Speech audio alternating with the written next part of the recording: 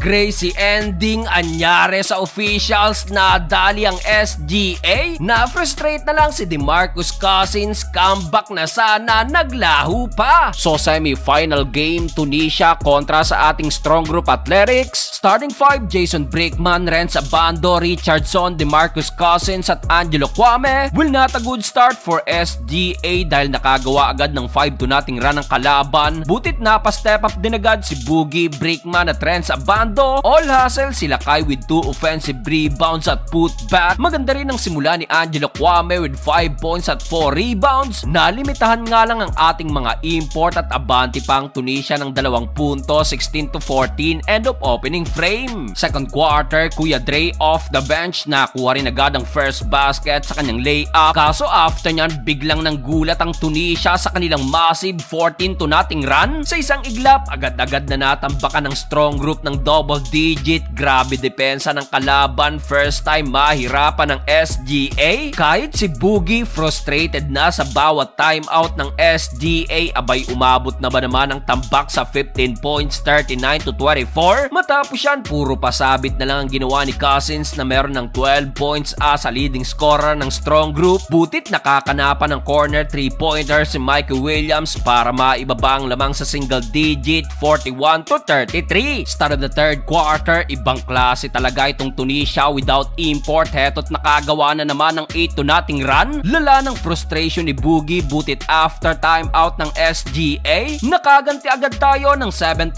run courtesy of Chris McCullough. Under 5 minutes, nabuhayan palalo ang strong group sa tres na to ni Jason Brickman. Baba na lang yan sa single digit. Kaso tinapos pa rin ang Tunisiang third period sa kanilang another mini run at naiangat muli yan sa 12 points, 59-47. Fourth and final quarter, buhay pang SGA matapos ang ating 5-0 run. Well, baba na lang sana sa 7 yan, kaso na counter na naman yan ng Tunisia. Anyari sa depensa ng SGA, huling-huli ang laro ni DeMarcus Cousins. Down the stretch, huling push ng strong group, na pa-take over na si Chris McCullough na kumana ng 8 straight points. Under a minute mark, keto't na ibaba na ng SGA ang lamang sa 5, 60-65. Wala nang isang minuto, Michael Williams kumana pa ng corner 3-pointer, 65-63. Last 12 seconds, pagkakataong makatabla sana ng SGA, kaso hindi tinawagan ng foul itong 3-point attempt ni Abando. Halos magwala tuloy si Boogie dyan sa huli, talo pang SGA.